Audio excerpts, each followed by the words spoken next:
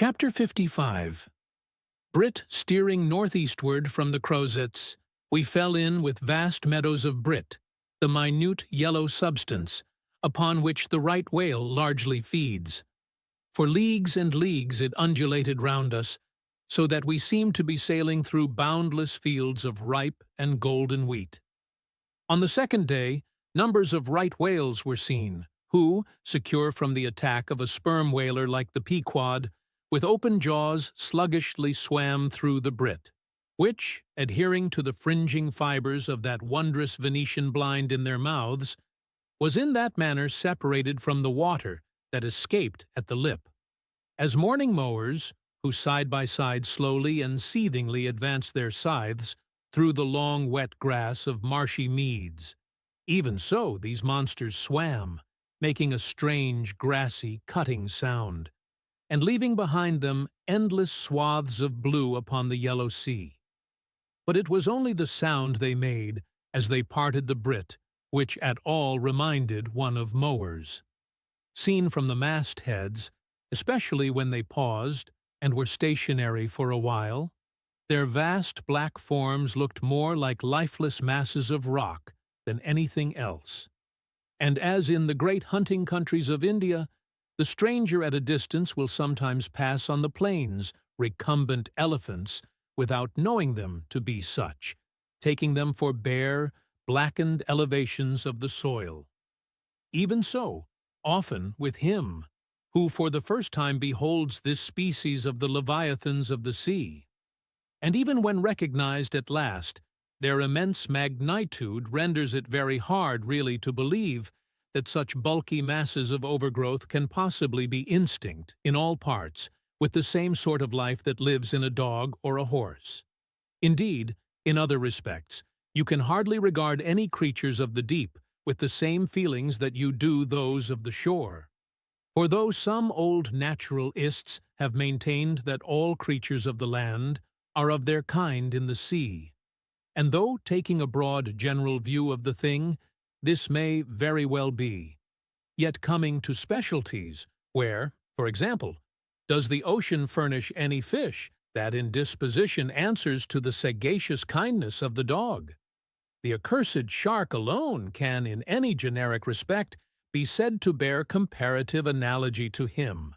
But though, to landsmen in general, the native inhabitants of the seas have ever been regarded with emotions unspeakably unsocial and repelling, though we know the sea to be an everlasting terra incognita, so that Columbus sailed over numberless unknown worlds to discover his one superficial western one, though, by vast odds, the most terrific of all mortal disasters have immemorially and indiscriminately befallen tens and hundreds of thousands of those who have gone upon the waters, though but a moment's consideration will teach that however baby man may brag of his science and skill, and however much, in a flattering future, that science and skill may augment, yet forever and forever to the crack of doom, the sea will insult and murder him, and pulverize the stateliest, stiffest frigate he can make. Nevertheless, by the continual repetition of these very imprecisions, man has lost that sense of the full awfulness of the sea which aboriginally belongs to it. The first boat we read of floated on an ocean that with Portuguese vengeance had whelmed a whole world without leaving so much as a widow. That same ocean rolls now. That same ocean destroyed the wrecked ships of last year. Yea, foolish mortals, Noah's flood is not yet subsided. 2/3 of the fair world it yet covers. Wherein differ the sea and the land, that a miracle upon one is not a miracle upon the other. Preternatural terrors rested upon the Hebrews, when under the feet of Korah and his company the live ground opened and swallowed them up forever. Yet not a modern sun ever sets, but in precisely the same manner the live sea swallows up ships and crews. But not only is the sea such a foe to man who is an alien to it, but it is also a fiend to its own offspring. Worse than the Persian host who murdered his own guests.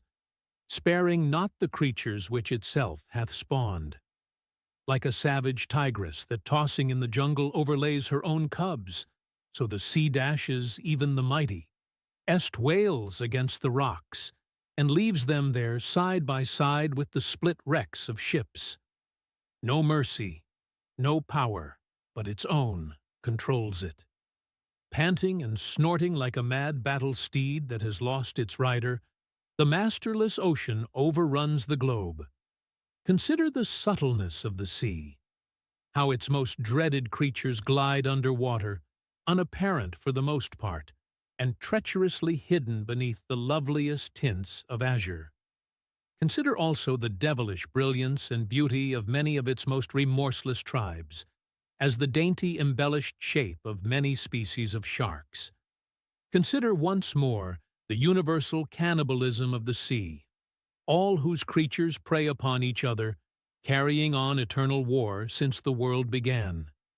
Consider all this, and then turn to this green, gentle, and most docile earth. Consider them both, the sea and the land. And do you not find a strange analogy to something in yourself?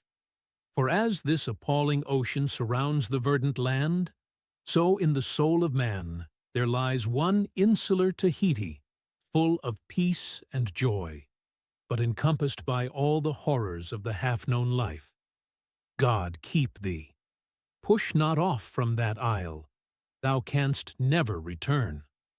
That part of the sea known among whalemen as the Brazil Banks does not bear that name as the banks of Newfoundland do, because of there being shallows and soundings there, but because of this remarkable meadow-like appearance, caused by the vast drifts of Brit continually floating in those latitudes, where the right whale is often chased.